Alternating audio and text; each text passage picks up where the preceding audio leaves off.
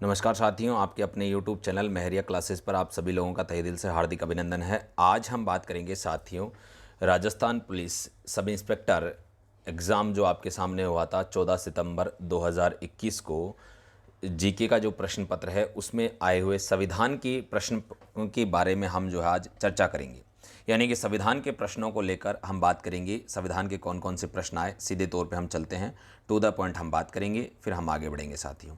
अगर आप हमारे यूट्यूब चैनल पर नए हैं तो इसी प्रकार के वीडियोस कंटेंट पाने के लिए आज ही हमारे यूट्यूब चैनल को सब्सक्राइब करें, साथ में बेल आइकन पे ऑल पे प्रेस करें और हमारे वीडियोस को लाइक कीजिए, साथ में कमेंट जरूर कीजिए साथियों, और अपना प्यार सदैव हमारे साथ यूँ ही बांटिए, हमारे साथ यूँ ही बनाए रखिएगा। चलिए सीधे तौर पे अगर हम बात करें, सबसे पहले आपके जो है अनुच्छेद 18 आपका, माफ़ कीजिएगा, हम बात करें प्रश्न नंबर 18 जो है आपका है, और हम बात करें 14 तारीख वाला ये प्रश्न पत्र है। चलिए शुरू करते हैं। सबसे पहला हमारा जो प्रश्न है उसको लेकर प्रश्न है, निम्नलिखित में से किस अधिनियम के द्वारा केंद्र में द्वैध शासन की स्थापना की गई? साथियों, भारत परिषद अधिनियम 1891, भारत परिषद अधिनियम 1909, भारत सरकार अधिनियम 1919 और भारत सरकार अधिनियम 1935। इस प्रश्न का सही उत्तर होगा साथियों भारत सरकार अधिनियम 1935, क्योंकि साथियों इसके ही द्वारा हम बात करें केंद्र में द्वैध शासन की स्थापना हुई थी और राज्यों में द्वैध शासन को समाप्त किया गया था। चलिए आगे हम बात करते हैं। सूची फर्स्ट व सूची सेकंड को मिलान कीजिए और नीचे दिए गए कूट में से सही उत्तर का चयन कीजिए। सबसे पहली चीज, भारतीय संविधान के प्रावधान और विदेशी संविधान से ग्रहण किए गए, यानी कि हम बात करें संविधान के हमारे जो प्रावधान और स्रोत हमें बताने पड़ेंगे। सबसे पहली चीज आपके सामने जो है, विधि निर्माण की प्रक्रिया हमने कहाँ से ली, न्यायिक पुनरावलोकन की शक्ति हमने कहाँ से ली, स्वतंत्रता और समानता का सिद्धांत हमने कहाँ से लिया, और अवशिष्ट शक्तियाँ कहाँ से ली। तो सबसे इम्पोर्टेंट अगर हम बात करें तो यहाँ पर विधि निर्माण की प्रक्रिया हमने ब्रिटिश संविधान से ली है, क्योंकि संसद जो हमने वहाँ कहाँ से ली, ब्रिटेन से ली। तो अगर हम बात करें पहले के अंदर बी होगा, न्यायिक पुनरावलोकन हमने अमेरिका से लिया, तो दूसरे के अंदर जो आपका डी होगा, तो बी डी हम ढूंढेंगे। हम बात करें पहले में बी और दूसरे में हम बात करें, माफ़ कीजिएगा, न्यायिक पुनरावलोकन सी, न्यायिक संयुक्त राज्य अमेरिका से लिया, तो पहले में बी होगा और दूसरे में सी होगा। बीसी पीसी फर्स्ट और सेकंड है। अब देखिए स्वतंत्रता और समानता का सिद्धांत हमने फ्रांस से लिया है, तो अगला हमारा ए होगा, और अंत में अवशिष्ट शक्तियाँ हमने कनाडा से ली हैं। तो यानी कि आपका जो इसके अंदर उत्तर होगा साथियों वो दूसरा होगा। ठीक है, दूसरा कॉलम, यानी कि आपके सामने मैं वापस ऊपर बोल रहा हूँ, विधि निर्माण की प्रक्रिया ब्रिटेन से लिए, न्यायिक पुनरावलोकन आपने संयुक्त राज्य अमेरिका से लिया, स्वतंत्रता समानता का सिद्धांत हमने प्रस्तावना में भी ग्रहण किया, वो फ्रांस से लिया है साथियों। अगर हम बात करें अवशिष्ट शक्तियाँ, हम बात करें हमने कनाडा से ग्रहण की है। अगले प्रश्न की ओर चलते हैं साथियों। यह कथन किसका है? मैं आपके इस विचार से सहमत हूं कि यद्यपि हमारे संविधान में ऐसे उपबंधों का समावेश भी है जो केंद्र को ऐसी शक्ति प्रदान कर देते हैं जिसमें प्रांतों की स्वायत्त स्वतंत्रता समाप्त सी हो जाती है, फिर भी यह परिसंघात्मक संविधान है। बहुत ही शानदार प्रश्न है साथियों, आरबीएससी की राजस्थान बोर्ड की किताब में से ऐसा का ऐसा उठा के आपके सामने दिया गया है। ये प्रश्न आपके सामने हम बात करें, डॉक्टर भीमराव अंबेडकर साहब ने ये आपके लिए कथन कहा है साथियों। ठीक है, कि उन्होंने कहा, अंबेडकर साहब ने ये कथन आपके लिए कहा है साथियों। चलिए नेक्स्ट अगर हम बात करें अगले प्रश्न की ओर चलते हैं। अगला हमारा जो प्रश्न है वह, राज्य सार्वजनिक प्रयोजनों के लिए अनिवार्य सेवा अधिरोपित कर सकता है। ऐसी सेवा अधिरोपित करने में राज्य निम्नलिखित में से किस आधार समूह पर विभेद नहीं कर सकता? देखिए बहुत ही शानदार प्रश्न है, और आपके सामने ऑप्शन देखिए आप, धर्म, मूलवंश, जाति या वर्ग, लिंग, धर्म, मूलवंश, जाति। ठीक है, मूलवंश, जाति, उद्भव, जन्म स्थान, धर्म, मूलवंश, उद्भव, निवास। इसका सही उत्तर क्या होगा साथियों?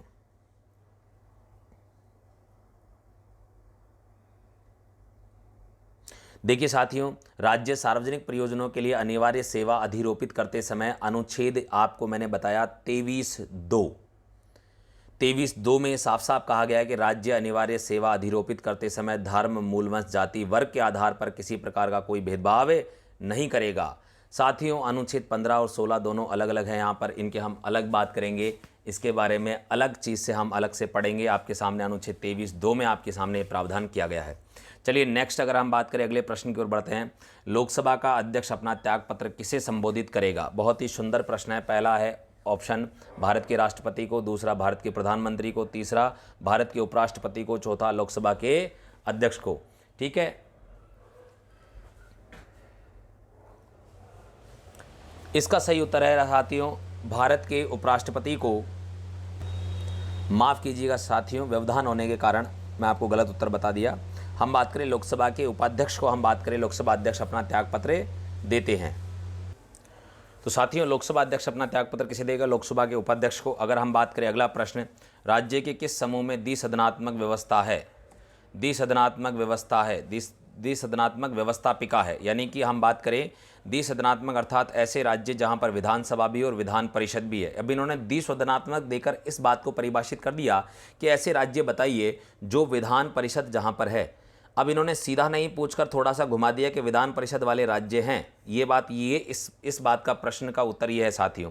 तो सीधे तौर पे राजस्थान, जहां ऑप्शन में आप सभी को पता है राजस्थान होगा ही नहीं, बाकी जो ऑप्शन है आप उन पर गौर कीजिए।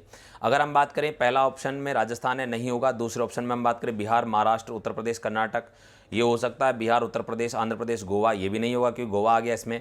और हम बात करें राजस्थान, मध्य प्रदेश, राजस्थान, महाराष्ट्र, तमिलनाडु और कर्नाटक। हमने इसके लिए एक ट्रिक इस्तेमाल कर रखी है साथियों। यूपी में आम बिकते हैं, यूपी से उत्तर प्रदेश, आ से आंध्र प्रदेश, मैं से महाराष्ट्र और बी से बिहार, ते से तेलंगाना, कै से कर्नाटक। तो बिहार, महाराष्ट्र, उत्तर प्रदेश, कर्नाटक आपके सामने सीधे तौर पे दूसरा सही उत्तर होगा साथियों। आपके सामने कौन सा है? दूसरा वाला। चलिए नेक्स्ट हम अगले प्रश्न की ओर बढ़ते हैं साथियों। अगला प्रश्न क्या है हमारा?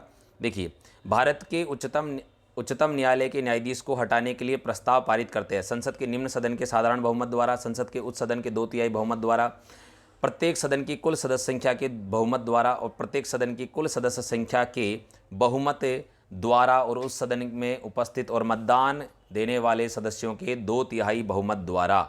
देखिए साथियों, कितना शानदार प्रश्न है। इसका सही उत्तर आपका चौथा है, यानी कि सदन की कुल सदस्य संख्या का बहुमत तो होगा ही सही, और साथ में जो उपस्थित और मतदान करने वाले लोग हैं उनका 2/3 बहुमत होना अनिवार्य है। तो आपके सामने सीधे तौर पर अगर हम बात करें, आपका जो है 25वें में आपका जो है 4 उत्तर सही हो जाएगा साथियों। आगे हम बढ़ते हैं 26वें प्रश्न की ओर। राजस्थान पंचायती राज उपबंधों का अनुसूचित क्षेत्रों में उनके लागू होने के संबंध में उपांतरण नियम 2011 के अंतर्गत निम्नांकित में से कौन सी परिस्थिति में ग्राम सभा की विशेष बैठक बुलाई जा सकती है? बहुत ही शानदार प्रश्न है साथियों, बहुत ही ज़बरदस्त प्रश्न है। यह RS फर्स्ट ग्रेड के एग्जाम्स में आने लायक प्रश्न है। हालांकि सेकंड ग्रेड में भी ये आपके आने की प्रबल संभावना है। जब सब इंस्पेक्टर में पूछ लिया, 4200 ग्रेड पे में पूछा गया, तो आपकी भी आ सकता है। विशेष रूप से अगर हम बात करें आपके सामने, पहला, ग्राम सभा के कुल सदस्यों में से कम 5% या 25 सदस्य इसमें से जो भी अधिक हो द्वारा सचिव को दी गई लिखित सूचना के आधार पर। अगर हम बात करें साथियों, आपके सामने अगला जो आपके सामने ऑप्शन है, आपके सामने अगला जो ऑप्शन है, ग्राम सभा के कुल सदस्यों में से कम 10% या 25 सदस्यों इनमें से जो भी अधिक हो द्वारा सचिव को दी गई लिखित सूचना के आधार पर। तीसरा, हम बात करें ग्राम सभा के कुल सदस्यों में से कम 5% या 50 सदस्य इनमें से जो भी अधिक हो द्वारा सचिव को दी गई लिखित सूचना के आधार पर। ग्राम सभा में कुल सदस्यों में से कम 10% या 50 सदस्यों इनमें से जो भी अधिक हो द्वारा सचिव को दी गई लिखित सूचना के आधार पर। तो आपके सामने हम बात करें, इसमें आपका जो है पहला ऑप्शन जो है बिल्कुल सही होगा साथियों। पहला उत्तर आपका जो है बिल्कुल सही होगा साथियों। चलिए आगे हम बात करें, अगले प्रश्न की ओर हम बढ़ेंगे। अनुच्छेद 27 की तरफ, अब अनुच्छेद प्रश्न नंबर नेक्स्ट प्रश्न की ओर बढ़े हम साथियों। राजस्थान में किस मुख्यमंत्री को काम चलाऊ सरकार केयर टेकर गवर्नमेंट के विरुद्ध विधानसभा में अविश्वास प्रस्ताव लाया गया? तो 27वें में आपके सामने ऑप्शन है जयनारायण व्यास, टीकाराम पालीवाल, मोहनलाल सुखाड़िया, हरदेव जोशी। साथियों, अविश्वास प्रस्ताव लाया गया था टीकाराम पालीवाल के विरुद्ध, क्योंकि काम चलाऊ सरकार, हम यानी कि जो पहले हमारे ये मुख्यमंत्री बने थे, लेकिन इनको हमने काम चलाऊ मुख्यमंत्री कहा था क्योंकि इससे पहले जयनारायण व्यास मुख्यमंत्री थे और इन्होंने जोधपुर और जालोर 2 जगह से चुनाव लड़ा और ये हार गए। इस कारण इनको मुख्यमंत्री बनाना पड़ा था। चलिए आगे हम बात करें, राज्य मुख्य सूचना आयुक्त की नियुक्ति किसके द्वारा की जाती है? आप सभी जानते हैं, इसके ऑप्शन 4 है, मुख्यमंत्री, राष्ट्रपति, प्रधानमंत्री, राज्यपाल। तो सीधे तौर पे आप सभी को पता है राज्यपाल द्वारा राज्य में अधिकांश जो नियुक्तियां की जाती है वो राज्यपाल द्वारा की जाती हैं साथियों। चलिए आगे हम बात करें, विशाखा बनाम राजस्थान सरकार प्रकरण में भारत के उच्चतम न्यायालय द्वारा जारी विशाखा गाइडलाइन का संबंध है। ऑप्शन ए बाल अपराध, ऑप्शन 2 महिला घरेलू हिंसा को रोकना, तीसरा यौन उत्पीड़न को रोकना, चौथा अपन बात करें महिला बेगारी प्रथा। तो साथियों, इसमें सीधे तौर पे आपका ऑप्शन है यौन उत्पीड़न को रोकना, यानी कि कार्यस्थल पर जो महिलाएं कार्य करती हैं उनको यौन उत्पीड़न से सुरक्षा प्रदान करना, इस हम बात करें विशाखा गाइडलाइन का उद्देश्य था। अगला प्रश्न है, भारत के नियंत्रक एवं महालेखा परीक्षक का कार्यकाल कितने वर्ष का होता है? बहुत ही सुंदर प्रश्न है साथियों। यहाँ पर आपके 3 वर्ष, यानी कितना होगा? 6 वर्ष होगा साथियों आपका यहाँ पर प्रश्न पत्र। अगर हम बात करें 6 वर्ष हम बात करें नियंत्रक और महालेखा परीक्षक का कार्यकाल होगा साथियों नियंत्रक और महालेखा परीक्षक का कार्यकाल 6 वर्ष निर्धारित किया गया है। अगला हमारा जो प्रश्न है, यदि उपराष्ट्रपति का पद रिक्त है तो भारत का राष्ट्रपति निम्नांकित में से किसे संबोधित करते हुए अपना त्यागपत्र देगा। साथियों ऑप्शन ए भारत के मुख्य न्यायमूर्ति, ऑप्शन 2 लोकसभा के अध्यक्ष को, ऑप्शन 3 भारत के उपराष्ट्रपति को, चौथा राज्यसभा के उपसभापति को। सीधे तौर पर हम बात करें, यहाँ पर आपके सामने प्रश्न का उत्तर होगा उपराष्ट्रपति को, भारत के उपराष्ट्रपति को ही देगा। साथियों याद रखिए, जिसको जो त्यागपत्र देता आया है उसी को देगा, चाहे वह व्यक्ति पद पर हो या ना हो। इस प्रकार के प्रावधान सीधे तौर पे संविधान में है। यानी कि हम बात करें अगर भारत का उपराष्ट्रपति पद पर ना भी हो तब भी उपराष्ट्रपति को संबोधित करके ही ये त्यागपत्र दिया जाएगा और ये त्यागपत्र उपराष्ट्रपति के कार्यालय को जाएगा। साथियों चलिए अगर हम बात करें नेक्स्ट, हमारा जो आपके सामने जो प्रश्न है उसके ऊपर हम चर्चा करते हैं। राजस्थान में लोक सेवा गारंटी डिलीवरी अधिनियम के संबंध में क्या सही नहीं है। साथियों प्रारंभ में अधिनियम में 15 विभागों की 108 सेवाएं शामिल थी। भारत सरकार ने सेवाएं प्रदान नहीं करने और उसमें देरी करने पर जुर्माने का प्रावधान किया। तीसरा, नियत समय सीमा की गणना करते समय अवकाशों को शामिल नहीं किया जाएगा। चौथा, प्रथम अपील द्वितीय अपील पुनरीक्षण आवेदन के साथ फीस देय होगी। बताइए कौन सा सही नहीं है। 32 में 4, फीस का कोई प्रावधान नहीं है। साथियों यहाँ पर आपके सामने बाकी सारे के सारे आपके क्या हैं, सही है। साथियों चलिए अगर हम बात करें सीधे तौर पे अगले प्रश्न की ओर, निम्नांकित में से कौन सी राज्यपाल के पद के लिए शर्तें हैं। वह भारत का नागरिक हो, वह संसद के किसी सदन या किसी राज्य के विधानमंडल के किसी सदन का सदस्य नहीं होगा, वह अन्य कोई लाभ का पद धारण नहीं करेगा, वह 35 वर्ष की आयु पूर्ण कर चुका हो। बताइए साथियों ये पद के लिए शर्तें पूछ रहा है। अगर हम बात करें सीधे तौर पे तो वह भारत का नागरिक है। यह क्या है साथियों, ये योग्यता है। अगर हम बात करें 35 वर्ष की आयु पूर्ण कर चुका, ये भी योग्यता है। बाकी दोनों आपके लिए क्या हैं, शर्तें। यानी कि दूसरा और तीसरा किस में है, 33 में 2 आपका सही उत्तर होगा। साथियों 33वें में आपका कौन सा होगा, 2 सही उत्तर होगा। यानी कि वह संसद या किसी राज्य विधानमंडल या किसी सदन का सदस्य नहीं होना चाहिए। अगर वह ऐसी परिस्थिति में होता है तो वह अपने राज्यपाल के रूप में पद धारण करने की तिथि से उसका वह पद रिक्त माना जाता है और वह राज्यपाल का पद धारण करने के बाद अन्य कोई लाभ का पद धारण नहीं करेगा। ठीक है, ऐसा प्रावधान है।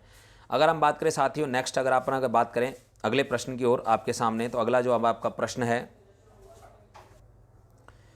वो है साथियों, देखिए अब सीधे तौर पे ये आ गया। इसके बाद में अपन बात करें 75 नंबर के प्रश्न के बारे में। 2 प्रश्न आपके करंट अफेयर्स से जुड़े हुए आए, बहुत ही शानदार प्रश्न। देखिए इस प्रकार के प्रश्न आप कहते हैं कि सर कैसे प्रश्न आते हैं, करंट अफेयर्स के प्रश्न भी आते हैं। 15 प्रश्नों की हम बात कर चुके हैं, लेकिन ये करंट अफेयर्स का प्रश्न है। भारत के 24वें मुख्य चुनाव आयुक्त कौन है।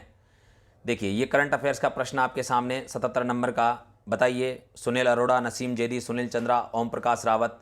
तो आपका सही उत्तर होगा सुनील चंद्रा। उस समय आपके हमारे जो है क्या थे भैया, 24वें मुख्य चुनाव आयुक्त थे। ठीक है, तो अगर हम बात करें अगला, हम बात करें आपके सामने एक और आपका जो है प्रश्न है करंट अफेयर से जुड़ा हुआ, वो है 77 नंबर का। बहुचर्चित कृषि विधेयक 2020 भारतीय संसद में पेश किया गया नरेंद्र मोदी द्वारा, सुरजीत सिंह अहलूवालिया द्वारा, नरेंद्र सिंह तोमर द्वारा, धर्मेंद्र प्रधान द्वारा। साथियों 77वां है नरेंद्र सिंह तोमर, यानी कि हमारे जो कृषि मंत्री थे इनके द्वारा ये विधेयक आपके सामने जो है संसद में पेश किया गया था। तो सीधे तौर पे आपके जो है यहाँ से प्रश्न जितने भी बनते थे आपके संविधान के, इसके अंदर हमने टोटल 17 प्रश्नों की बात की है। 15 प्रश्न सीधे भारतीय संविधान से, 2 संविधान के करंट अफेयर से जुड़े हुए थे। इसी प्रकार के और प्रश्न पाने के लिए आज ही हमारे यूट्यूब चैनल को सब्सक्राइब करें, साथ ही में बेल आइकन कॉल पे प्रेस करें और हमारा जो है वीडियोज़ और कंटेंट को लाइक करें। साथियों कमेंट अवश्य करें, आपका प्यार सदैव यूं ही बनाए रखिए।